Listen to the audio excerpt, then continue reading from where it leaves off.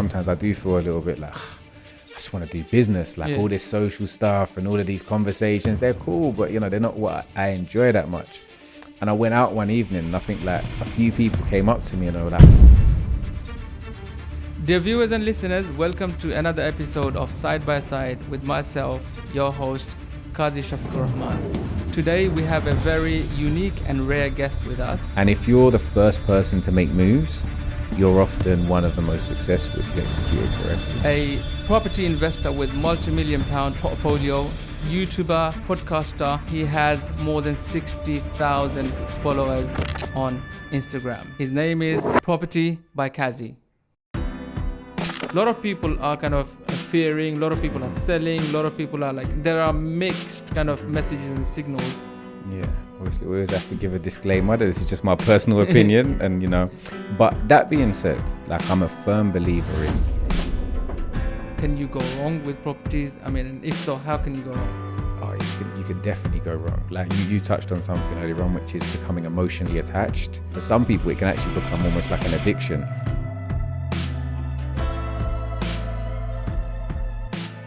Where did your entrepreneurial journey begin? Take us right at the beginning. All the way back. I could take you all the way back. Earliest memory. Because how old are you, if you don't mind me asking? I'm 37. Okay, so I'm 33, going to be 34 next month. Amazing. So we're not too far apart. So my earliest entrepreneurial memory was like the paper round. Just starting off again, you start off with understanding, okay, I do some work and I get paid, right? But then being an entrepreneur is all about trying to maximize how much you can get paid for the amount of time, effort, expertise you put in. So in my paper round, I was like, okay, I'm doing this paper round already. But because I was an entrepreneur, I went to the local, it's called Sainsbury's. At the time, it's called Sainsbury's Saver Centre, the really big Sainsbury's. And they had one of these machines where you could print a business card. So this was way before like Vistaprint and all these amazing things. What year are we talking? So I would have been like, I'm like 12, I think probably. So I can't work out what year that was, but I would have been 12. So a good 20 years ago. So early 2000s. And I was like, okay, cool. So I've got my business cards printed to say like leaflet delivery, you know, expert or whatever the case was. Nice. Then I went round to all the local pizza shops, you know, saying basically, look, I've already got this route. We already do distribution. We can put, you know, your leaflets inside the newspaper that we're already doing. And I think that is my earliest memory of actually taking an opportunity and saying, okay, how can I get paid more than the person who's employing me, you know, wants to pay me effectively? And I think a lot of the time it's that entrepreneurial spirit that gives you the ability to kind of maximize your earning potential. So that's super early on. My first business outside of my leaflet delivery business, that unfortunately wasn't a success, was a shisha business. So interesting. So it was, I think, 2007, I want to say. 2006, 2007, I went to Egypt for the first time. It was my first time seeing. I was like, oh, the shisha's like, it's cool because I didn't drink. So it was something social that I could do with, you know, friends, and I liked it. And I think when you're starting a business, like doing something that you like is really important. Yeah. So for me, it was like, okay, I like this. But then beyond liking it, when I started to speak to people, understand more, and I think that's the key, ask questions, that I was like, there's some good money to be made here. So I, you know, invested in myself. We bought some shisha pipes and we started, you know, doing like these like kind of shisha pop-up. We're trying to work out how to make it work basically. So we're trying to do shisha delivery, but there were too many overheads and people were breaking things and couldn't really get a value of service. And I realized there was this gap in the market because around that time, that was maybe 4 or 5 years after the smoking ban in the UK. Because before, you know, again, people that are a lot younger are going to forget that you could smoke in clubs and bars and restaurants and everywhere before. So smokers, it's an addiction. They have to smoke. So they'd start creating these big outdoor smoking areas to service their clientele. So we'd approached them with a value proposition to be like, we don't have money to pay you right now, but we'll come and do shisha. We'll charge the consumer directly and you can advertise it as a value added service. So that worked well. We started working with some of the biggest, I think the biggest nightclub in the UK actually, which was Proud 2 at the time in the O2. So again, it's good signature. Started doing some stuff in Mayfair and we were doing, you know, really good numbers with low overheads. From there, went into doing like festivals. So I always talk about my favorite one was like V-Fest, and it's like a 24-hour festival, or you know, so your people are staying overnight, and after the event closes, they got nothing to do. So we were open, you know, we were super busy, like, you know, almost 24 hours a day. Wow. Did that, and then took that into getting an actual fixed premises. That's like was a shisha bar. sort of around Elephant and Castle area. Yeah, that was the first business. Wow. So if you were to go even backwards before the business days, what was your childhood like? What were you like as a child? Do you know what? I feel like a lot of people, some people like really remember their childhood. They'll be like, yeah, I used to play with this person. Yeah. But I feel like, I don't know if it's maybe because I've had a busy life, but like a lot of my childhood is a blur. Like, so my mum's English, well, English and Welsh. My dad's Nigerian. My dad is a first generation migrant, so came over, studied. I remember him working a lot. So I remember not really seeing my dad that much, but he was working. I just knew he was working, his dad, he's always working. Did amazingly, qualified as a solicitor, and set up a convent, his solicitors with a partner. I think I've always been laid back. Like I've always been quite, like when people are planning stuff like, oh, we want to go on holiday. Where do you want to go? I'm just like, I'll just go with the flow. I think that's I've always been quite like that in terms of personality. And I think I've remained like that even into my later years. Interesting. So your name, Kazi. Mm-hmm. I'm also called Kazi. So my one is Kazi and you are Kazy. What is your name? So my name's Kazim. So Kazeem. Kazim. And you know what? The funny thing is people call me Kazim. Yeah. Kazim. Not because my name is Kazim. It's because my Instagram handle is Kazims. Okay. MS means Mohammed Shafiqur and then Rahman. But people just make you because that's it's such a coincidence. And it's funny because most of the people that I say, oh, my name's Kaz, they assume it's like Kazim, like I am as well. Amazing. So have you been to Nigeria? Yes, I've been to Nigeria. I'm actually hoping to go there next month actually for, when are we? We're May now. So next month for a wedding. I haven't been for a while, but I've always enjoyed Nigeria when I go. We've got, I do property here. Developed the family property over there. So there's some stuff that I need to do work-wise. Interesting. As well. I heard Banana Island is really cool. Yeah, so Banana Island, Victoria Island, like super, it's one of those areas where there are areas that match like Mayfair in terms of your pound per square foot. Like, it's a super dense population, and like a lot of places there is a lot of income disparity, but there are areas that are, like ridiculously luxurious. Amazing. So I've noticed you've been going on a number of podcasts in the past few weeks or months. How important is it for you to kind of showcase your work to the? I think it's a really good question. I think it depends what you're trying to get out of everything. Everything kind of is like, okay, what's your end goal? So for a little while, I hadn't kind of been that active in the social media space.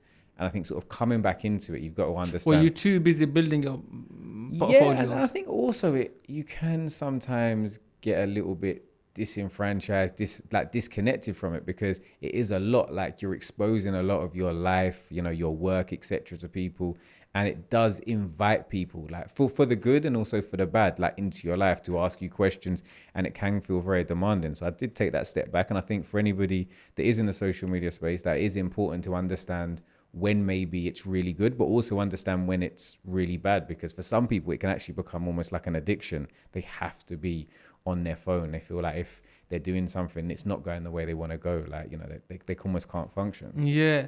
So on that note, I have this thinking where you're either a entrepreneur, a solid business person, or you're an influencer. It's very hard to be both at the same time.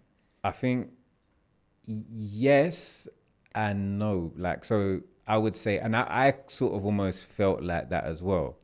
But the more I kind of started to understand things, it's like the goal of an entrepreneur effectively is to be able to, as we spoke early on, be able to take whether it's a skill set, time, expertise, and basically be able to transfer that into some type of financial remuneration. Now, there are people that through influence have been able to create businesses and brands. And I think it's just not getting lost in the fame that's the difference. Yeah. But the reality is, like, if you work it backwards, big companies now have a massive marketing budget. They pay to work with influencers or with people with influence, because they effectively want to buy basically want to buy the network. views or the network or their interaction or engagement of these people.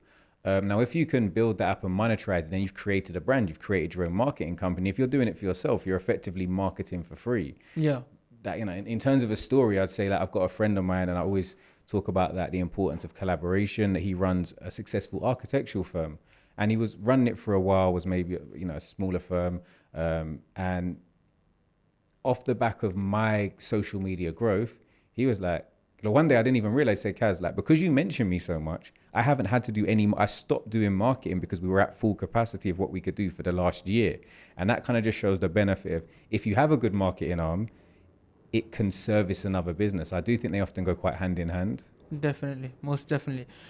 So looking back at your, I guess, career as a property investor or developer, what was your first deal like, and what happened? How did it go?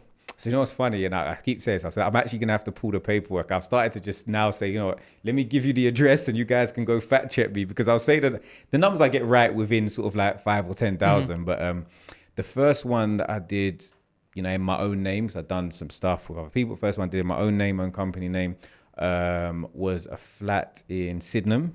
So Sydenham is in southeast London, and it was a 1-bedroom flat, housing association, that was being sold at auction. Was it sold at auction? It's either auction or open market. I can't actually remember, but it was being sold. But because of the condition, I bought it on with a bridging loan, and I ended up purchasing it for £210,000, give or take. Spent around £25,000 refurbishing it. Then you had like relevant fees, like the purchase costs, stamp duty, other associated purchase costs, and the back end sales costs, like the cost of the agent and the solicitors. I think we sold it for, I think we put it on the market for 300,000 and sold it for just over, I think, about 305. Amazing. So, I mean, everyone chooses their business. I guess some people stumble across, some people end up doing a certain business. For example, us, fragrance business, it wasn't kind of, it wasn't a goal to make a fragrance business. It just happened. How is it for you? Like, was property something that you kind of premeditated to go into? So I think it wasn't something, I meet some people, particularly now, and because of social media and because of access to education, people can, dive into, watch 100 hours of podcasts about whether it's about a fragrance business and property. I'm thinking, that's the one for me. Whereas there wasn't that much, there's books, but there wasn't that much kind of open source content that you could really dive into. So I think off the back of the shisha business that I was, lucky enough, that was quite successful and made some money. It was then, there were some things that I said, I don't want to continue in this for the long term. I wanted to invest in something that I felt was quite safe, because I think understanding your attitude towards risk and your own risk tolerance is really important, because you can always get pulled in all these different directions, whether it be people investing in, stocks and shares, currencies, or all sorts of different things. But it's what matches your risk tolerance and what you want. And the idea of investing in something that's tangible, that I can kind of understand, that I felt like I had friends that were in estate agencies, my dad being a conveyancing solicitor, friends being in the building space, that I thought I had a good network to be able to execute this successfully. And I then think it's really proof of concept. And I'm not sure, I was going to ask you the question like yourself, but I wasn't saying I want to dive into property and do it forever, but I guess doing it once, I really sort of kind of fell in love with the whole process of being able to create something and taking something, like a sort of in a rough state and make it like, a diamond, so to speak. Interesting you say that, because I did see one of your walkthrough of one of your properties, and it's amazing. It's so luxurious. It feels like, I don't know, it's like a very luxurious hotel or something. Is that something that is that your kind of sweet spot, kind of taking something from? Yeah, I think I love the idea of being able to create something, particularly let's not kid ourselves. London's expensive, right? But I've been fortunate enough to be able to travel all over the world, stay in nice hotels. And whenever I see them, I always try and take a little bit of inspiration. So there's a hotel I stayed in once in Dubai, and I thought, I need to do something like this. And this was long before, I feel like now the gold and the marble accent's really in and it's everywhere. But this was 5-6 years ago when it wasn't as commonplace. And I'd seen, I said, yeah, I'm going to do this. And then so the good side of it is that once I'd finished it and you created it, it's still only a certain amount a property can sell for based on its geographical area, its type, etc.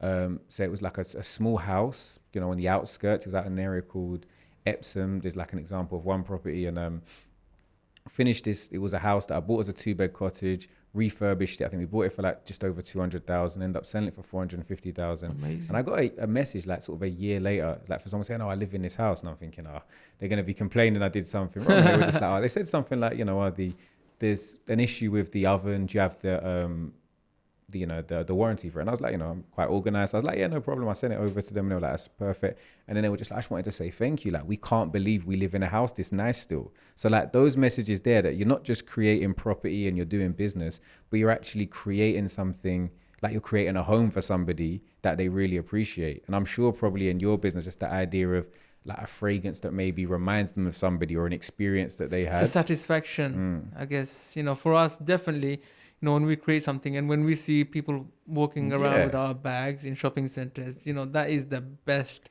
feeling ever for us. So I'm like I said, a proper South Londoner. And there was one time that, like I said, sometimes I do feel a little bit like, I just want to do business, like all this social stuff and all of these conversations. They're cool, but, you know, they're not what I enjoy that much. And I went out one evening and I think like a few people came up to me and they were like, oh, like I saw you on this podcast and I've been following you for this long. And because I learned this and this from you, like me and my husband or me and my wife actually bought our first property. And it's that kind of feedback loop of, okay, like, you know, you can see the value that you exactly that. Amazing. So up until now, what is the achievement that you're most proud of? And what was it? So I think I told this story a few times and it's like, you know, I think it's happened a few times, but like the first time it happened was probably the most notable, that when you're doing a development like above a certain size or like, you know, you're building a new home, obviously you get to, there's an opportunity like for a like slight premium to be able to name the building. So my late grandmother, her name was Khadija, which we've now built like a block of flats, 2 blocks, like a muse development that we own, and we've got like Khadija House and Khadija Walk. So being able to say that, you know, in this country, yeah, amazing. So be able to say like, you know, in the streets of London, like that's going to be there forever, like, you know, that. So I can drive past it, I can take people to it and be like, look, that's, do you know what I mean? That's something that we built, and that's just something. So even like when family come over, like it's amazing for them to be able to see as well. Amazing. That is so cool. Now, I want to fast track to, I guess, what's happening now in the, I guess, property landscape. A lot of people are kind of fearing, a lot of people are selling, a lot of people are like, there are mixed kind of messages and signals out there. You know, what do you make of everything and what's your position? Yeah, obviously we always have to give a disclaimer that this is just my personal opinion and, you know, but that being said, like I'm a firm believer in that there is no market a good business person can't make money in. It's all about understanding the market and then operating based on current market conditions. For example, if interest rates have gone up, you know, people are slightly scared, then it means it's a market where you can offer more competitively.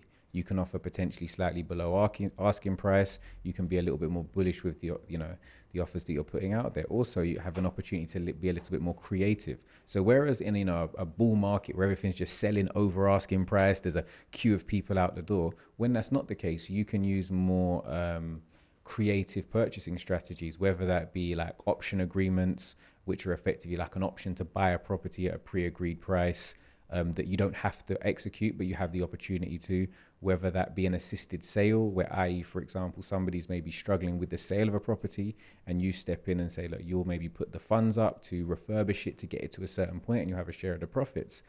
Whether that be joint ventures, so, you know, partnering with an existing landowner to do a deal. But, you know, in a tough market, there's more opportunities to do deals. In a good market, the market's going up and is saving bad deals. But the reality is, you know, there's always going to be an opportunity to make money. It's just a case of looking at a market and seeing how, you know, from a business background, we always look at like SWOT analysis. So it's like, you know, where are the opportunities, where are the threats in the market, and how can you turn a weakness into a strength? How can you turn a threat into an opportunity? And I think, you know, that's just business for you.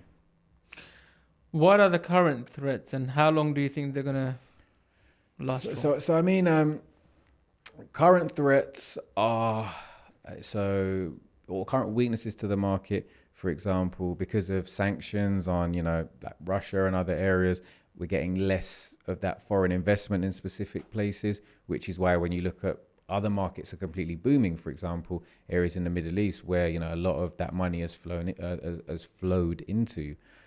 Interest rates going up. Again, interest rates going up is it's relative. Like, because interest rates are way higher than they were 5 years ago, but they were also way lower than they were, 15 years ago. So it sort of swings and roundabouts, but obviously that affects the affordability within the marketplace. But that being said, if there are people that's, there's a mass market of people selling, there's also a higher opportunity to buy at a more competitive price.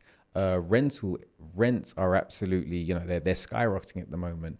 And, you're seeing articles that are saying tenants are effectively having to submit CVs to rent properties, saying like, this is how many landlords I've had, in the same way you'd submit a CV. Because it's so competitive. Wow. Or prices, or people are just competing on price. I mean, I put a room the other day for rent. Well, my team put a room the other day for rent, which is an ensuite room in Greenwich. It's, maybe you could say it was slightly underpriced. I think we put it on I think it was like a Friday night. By the Monday morning, I think they had 200 messages. Wow. Which just goes to show that there's a super high level of demand. And there's always going to be changes in terms of, changes in the private rental sector. There's going to be changes in taxation.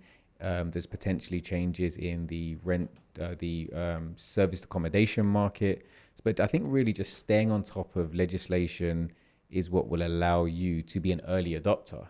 And if you're the first person to make moves, you're often one of the most successful if you execute it correctly. 100%. I agree with you on this one.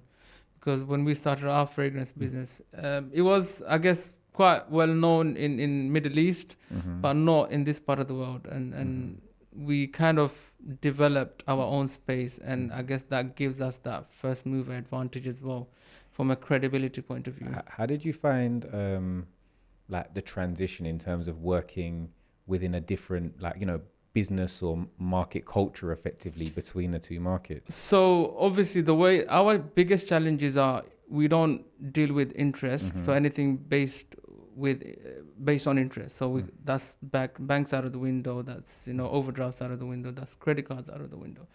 So I guess the world operates in one way and we try to operate kind of in another way. So it has always been a challenge, but we've always worked hard to kind of create our own cash flow, and that's what we've done, and we continue to do so. And I guess that really helped us get through the whole pandemic situation as well, because we didn't have people chasing us, hounding us, to I guess cough up money when we weren't making money. My next question to you would be, how do you mitigate risks then? Every business has its own risks, and what do you do? So I think, like I said, any investment opportunity effectively has risk. And if there's no risk, the reward tends to be, very minute, if any at all. So I think you firstly have to understand your attitude towards risk. Secondly, you have to understand the value of risk. So for example, if you in your industry was going to go and, open a new shop in a whole new market, for example, like that could be the Canadian market. Yeah. There would be a higher level of risk because you're exposing yourself to currency fluctuations, you're exposing yourself to markets that maybe don't. So there would need to be enough financial remuneration to really take that step. I think it's the same for property, that, when looking at different things, you have to, balance the level of risk based on the level of potential return. And so, we have for example, we looked at a deal and it would have to make, for example, for it to be viable, a 25% return, based on it just being a straightforward refurb where there wasn't any planning permission required. It could all be done either under permitted development or basically effectively pre-consented terms. If, however, you have to go and get planning and there's something that you have to do additional work for and there's an additional what if factor, then we would only embark on that deal if there was a higher, return on the capital employed. In terms of risk mitigation, for me, it all comes down to deal analysis. And I think that's the number one tool for any budding property developer. The reason being is, people often have this thing that the idea that you make your money when you sell.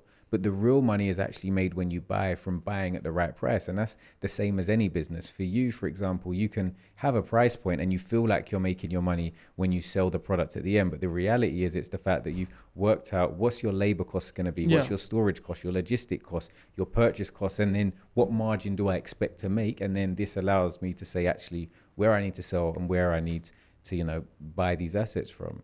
And that's really the same for us. So we reverse engineer the deal. So we do deal analysis to be able to say, okay, these are our comparables based on creating, 5 brand new flats. They're going to be worth maybe £2 million. Now we think the cost of the works are going to be X. We think the associated purchase costs are going to be Y. We would expect to make a profit margin of, this, and therefore we can offer this amount early on. And that effectively gives you the price that you can pay and helps to mitigate your risk. Beyond that, you also stress test the deal. So you always have a contingency and your what if. So we, for example, would look at what if build costs went up by 10%? What if the GDV, the gross development value, what the units are worth at the end, dropped by 5%? For those that, for example, use interest, they would think about their finance costs and say, what if the build took an extra 6 months? So we had 6 months higher costs of finance. How would that impact it? And you take into all these account, and I think it's always about being relatively conservative when it comes to your end values. And so if it goes really well, you make more money. If it goes to plan, then you make some, but at least you effectively. Have you ever overridden your formula, kind of, because you felt somehow felt an emotional attachment to a particular deal? So I've definitely overspent. Sometimes, and I think I've overspent happily. And I think it's something we do when we have a real passion for the business. There may be a bathroom that I've overspent in and it's not made me any more money, but it's because I wanted it to look in a certain way. And it's because I thought, this is my brand at the end of the day that I'm attaching it to. And I want the bathroom to match the quality that I want to be sort of known for. I don't think I've got to a point where I've bought a deal that's lost money.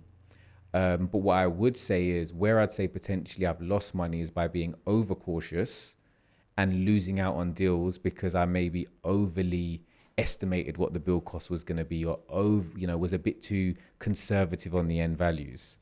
So I think, but again, that really just comes down to risk tolerance, because some people that have been flying and have made loads of money, it's because they've also taken a lot of risk. And for some people, it really paid off. And for some people, maybe they sort of, got burnt and they've kind of seen their business contract slightly. So some people think property is really hands off and, you just buy into properties and, you're sorted. It's kind of hands free money making. Is that true? So no, in a short answer, no. I mean, there are strategies, for example. So you hear people talk about vanilla buy to let. You buy a property, you just, tenant it, and then it just brings you in a level of cash flow. It is going to bring you in money, but for the amount of money that you invest, your return on investment is going to be pretty low. Things can also happen. What is low? What percentage is low? So, for example, when you look at yield in London, a good yield is considered, sort of above 4%. Outside of London, sort of 8% yield. But the reality is, a lot of the time they're your gross yields, and they don't take into consideration, well, what about your management costs? What if the boiler breaks down? What if, the tenant moves out for a month and you've got to find a new tenant?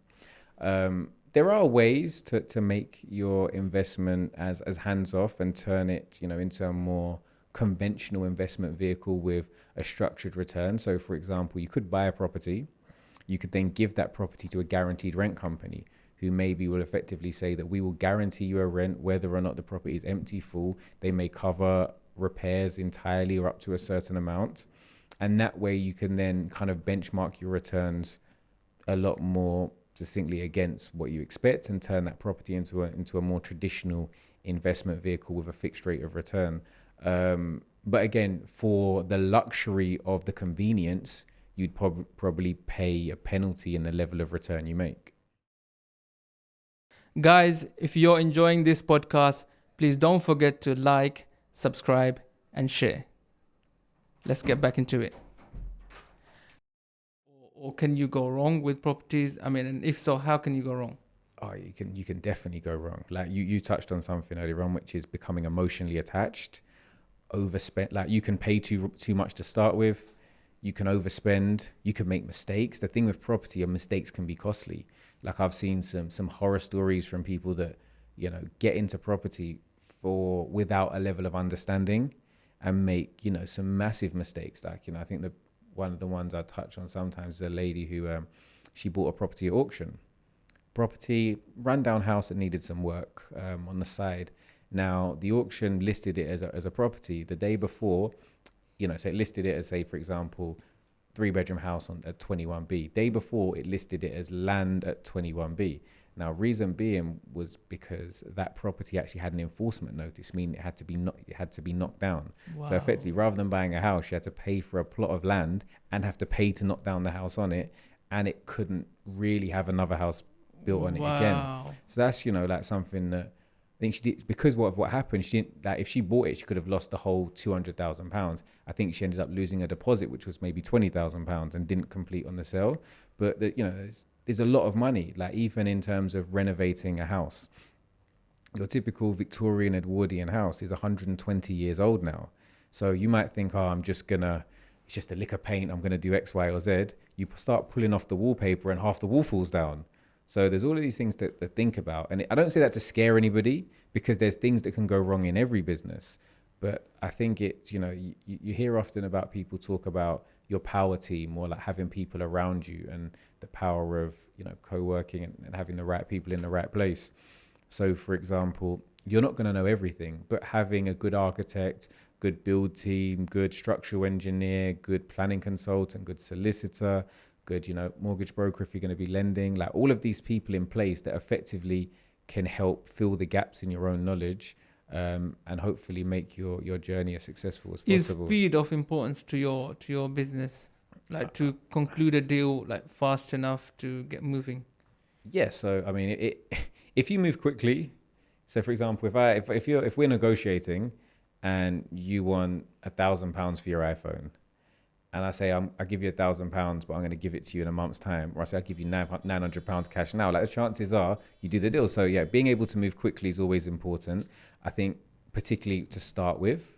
But you have to understand what it is the person you're buying from wants, because they may not want a quick sell. They may actually have to go and look for a house. So you may get no benefit from that. So I always think it's good to understand the pressure points and the sweet spots of the person you're negotiating with. In terms of time going forward, and managing the actual build, like, yes, speed is important because time is money. The quicker you do it, when you actually annualize your return, the quicker you do it, the more money you've made over the year. You could potentially do 2 deals in a year rather than 1. That being said, sometimes, like, you know, there is a workflow of the order in which of the way in which you need to do things. The same as in any industry. Like, you can't start saying we want to get everything out the door and start thinking about logistics before you finalize, you know, the packaging process. Yeah, 100%. So it's just like us. Like, we can't say, oh, get the painters in and start painting when the plaster's not dry yet or they haven't finished the electrics. Yeah, there has to be a system. There has to be Exactly. a workflow, 100%. Now, do you see the technological advancements like AI being a problem to your game, or are you ring-fenced in a safe way?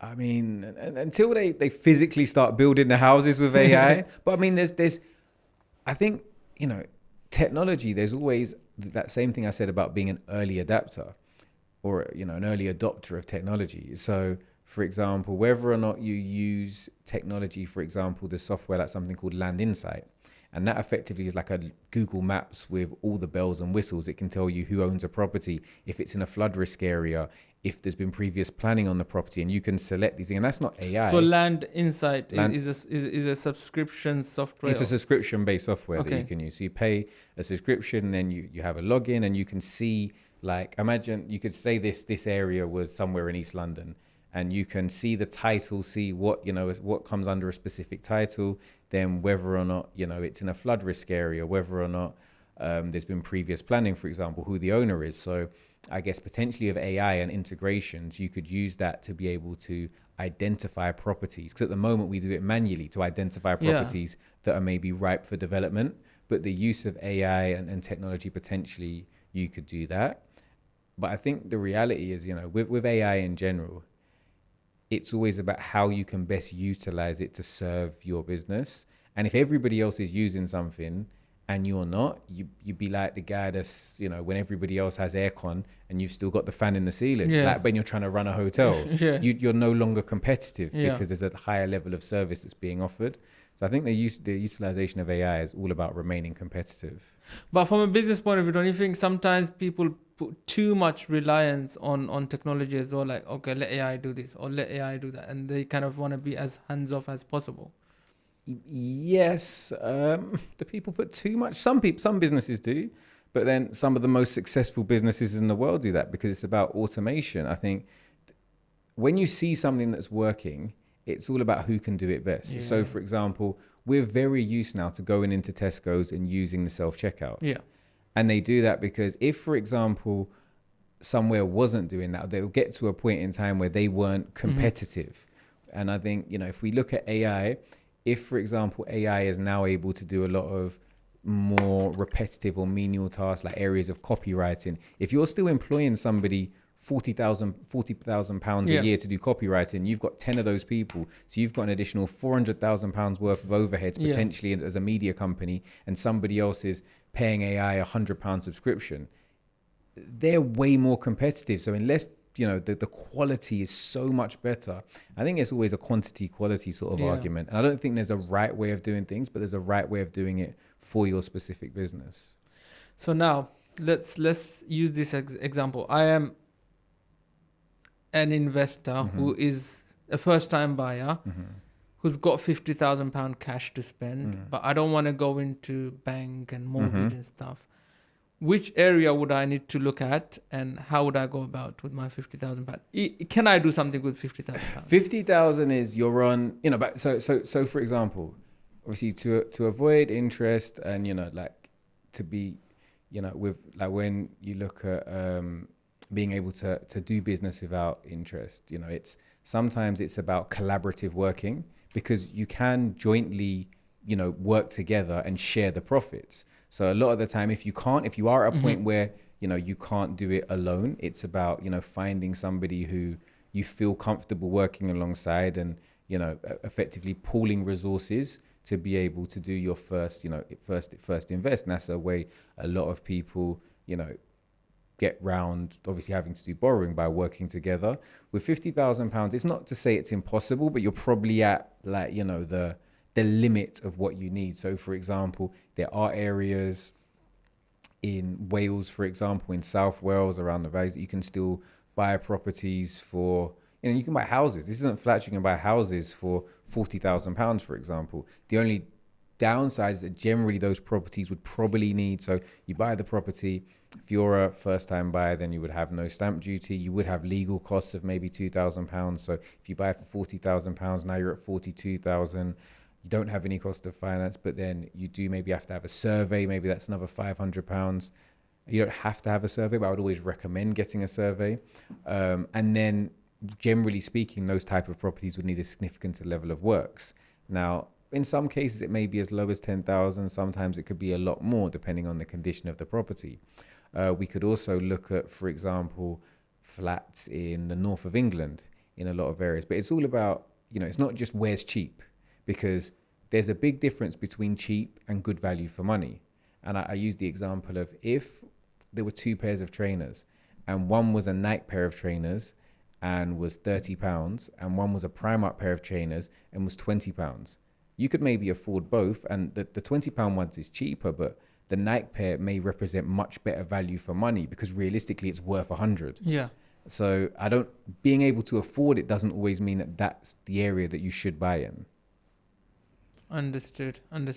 Because recently someone was telling me, I bought in Newcastle and, I bought it for 30,000 and, I bought my second one and I'm going to continue to buy more and more properties in those areas. I mean, is that a good way to go? Or? So for example, there is a strategy where you could say, okay, I'm going to look at these properties and they cost approximately, let's say we use the £50,000. You can buy them all in for £50,000. I think depending on, what the level of rents are, it depends if that works for you. So let's say you're buying a property for £50,000 and for argument's sake, you can rent it for £300 a month. you know, probably get more, but just for argument's sake, you've rented it for £300 a month. It means you're getting £3,600 a year, which means based on buying it for 50,000, it means your yield's about 7.2% gross, which, you know, is a good return on your investment in terms of that's the level of profit that it's making you. I think for me, you know, you've got two things. You've got cash flow and then you've got capital appreciation.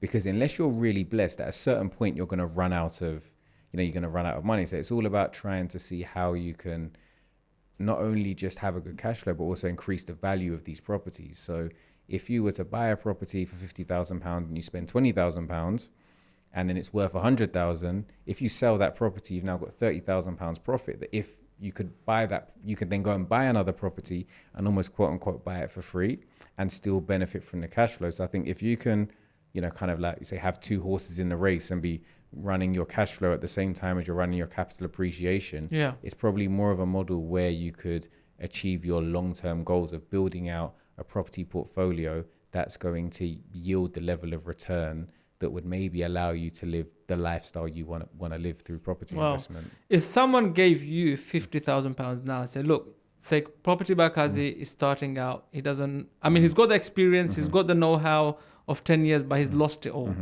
Now here's £50. What are you going to do with this 50,000? 50,000. So I would probably try and leverage my experience. I'd say, you know what, like, you know, in terms of where I wholly work in London, I have to be very transparent. That's been my area of expertise. That being said, I've helped people, you know, all over the UK with their property journeys.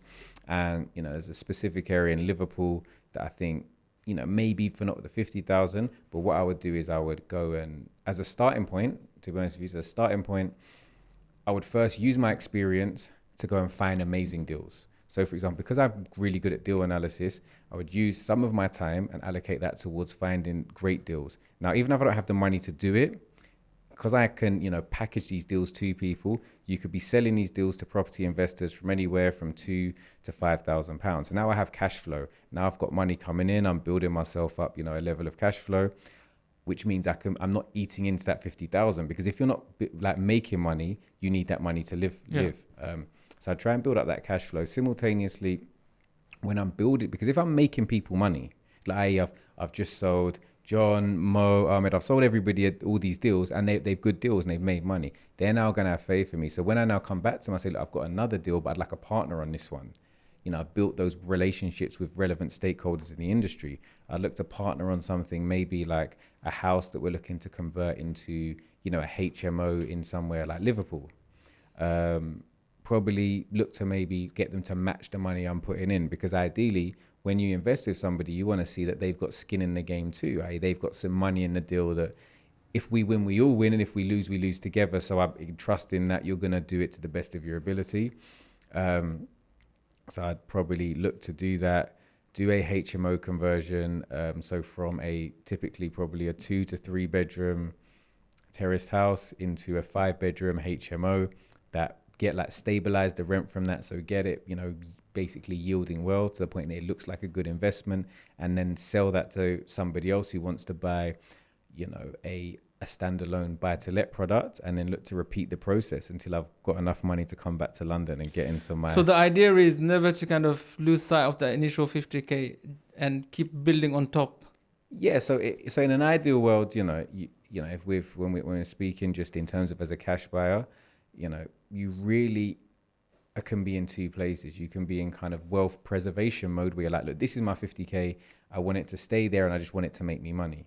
But if your goals are that I want 500K, 5 million, for example, you know, by just buying one property and leaving it sitting there, it's not going to achieve that. So effectively, you can either be in wealth preservation mode, which is just buying the property, or wealth creation mode, where you're proactively trying to build that 50K. And that's by making your money work for you. So by effectively, you invest that money into the property with a strategy to increase the value.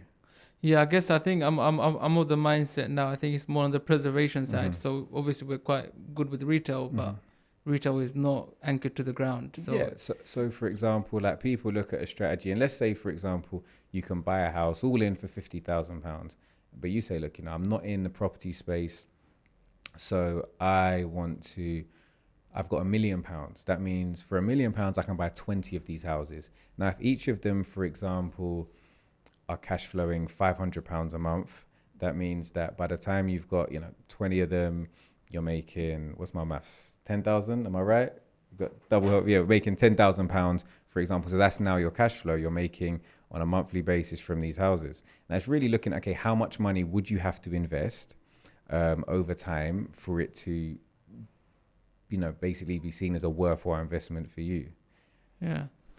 No, understand. So I've got a few quick questions before we finish. And I guess that the idea is to try and get to know you a little bit better, and hopefully for the kind of purpose of our audience as well.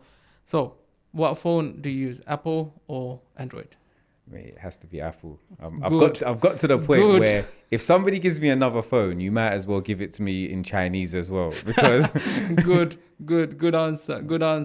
There is a cool picture of you with Stormzy. Tell us a little bit more. How did that happen?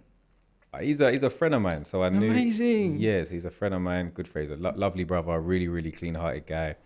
So that's my friend. Wow, that is so cool. I find him very inspirational. Yeah, no. Are there any famous celebrities that you worked with on a project or deal?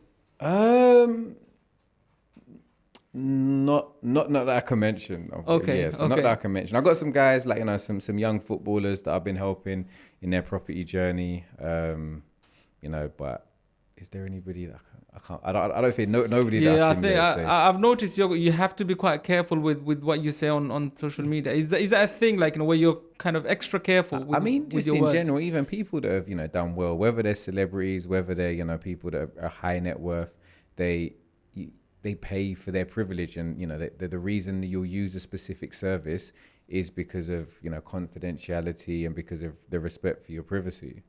Amazing. So there are some people who are in it for quick run, crypto, currency, foreign exchange. What are your thoughts?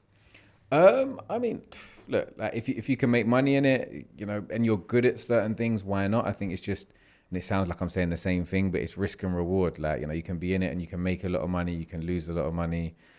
I think it's not bad to diversify. Yeah. So, like, if you've got a primary, vocation, where a lot of your money is, they always, I think when they were talking about crypto, they said don't put more than 5% of your net worth into crypto.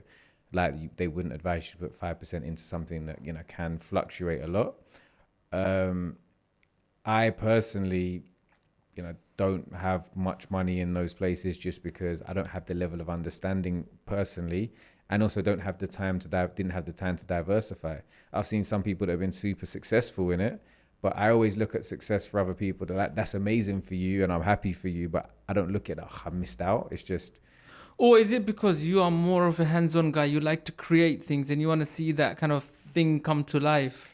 Yeah, don't get me wrong. If somebody turned around and, made me a couple million in crypto, I wouldn't be like, I haven't seen it come to life. I'd still enjoy the money. But I think it's just understanding. Like, I like to be able to understand stuff. And I guess because I didn't or don't, I've probably not really dabbled in the same way. Understand. Now, there's a trend of property influencers, coming up with books. Is there something coming from yourself in the pipeline? Do you know what would you call it? For so long, people have been like, do you mentor? Can you, can you mentor me? Can you put out like some type of course, some e-learning? I was just personally, I guess I was like, I'm not ready yet. I don't know. But the more people I speak to and the more people that I've been able to help, and I'm like, okay, if I can turn this into something, I say, look, there's nothing there concrete for now, but it is something that potentially would work on. Probably not a book, but more of like a how-to guide. So I want to move away from let me guarantee you money, but like if you're, for example, looking for a framework of a specific structure, how to buy properties at auction, how to manage a renovation, how to convert a 1-bed to 2-bed, how to convert offices into residential. And I create specific frameworks that people can pick up and buy that can help them act as a sounding board along their journey. Outside of that, we recently launched the PBK community, which is effectively like a community in a paid WhatsApp group of people where they have access to some of like my power team in terms of answering their questions, but it's also a community of people to kind of help. How much is it to be involved in the community? So it was £150 and that sold out straight away. What is that? A month, one off or a month? Okay. On a month. We're saying, and we're sort of like drip feeding it. So I think mid-June, we're going to release another 25 places, and that will be at £199 a month. But it's not something that we're like, trying to make loads and loads of money. It's effectively like, we're going to build it to the point that we feel that it's sustainable and everybody gets great value for money. And then it will just be closed off and be a case of one in, one out. Because it's not a lifetime subscription. Yeah. You can stay in there for as long as you feel that you're getting value from it. 100%. Now, the red Porsche. Tell us about the red Porsche. I mean, so it's actually orange, It's orange. Apparently, okay. yes. It's a factory color, so it's lava orange. Nice. The designer clothes, the skydiving. Is that what drives you forward to kind of try and succeed more in life? Or the thing is, like a nice car. Like the reality is, like if you just want a nice car. You can buy one like HMO property that cash flows $2,000 a month, for example, and you can go and buy a Lamborghini Urus, or you can put down some money and lease a Lamborghini Urus, for example. I don't think like just being able to buy stuff. Like obviously, money gives you options to be able to do things, to be able to travel. Like skydiving, I like to have fun. I'm like sporty. I'm always doing something, whether it's rock climbing, skydiving, tennis, bungee jumping. I like, I guess I like adrenaline on that side. Yeah, I can imagine. And the Porsche was like, it's nice to have, like it's nice to do, but I'm not even Why not another brand? Why Porsche? What drove you to go for Porsche? Shall I tell you what's even so funny about it? I don't know anything about cars. People stop you and be like, oh my God, this is an XY. Like, I'm like, I know that it's orange and it's a Porsche. That's as much as I know. So I liked it. I liked it. I didn't really see them about at the time. Like I literally was one of the first people to get it, like, when it just came out. I'd ordered it online. I'd never seen it, never test drove it.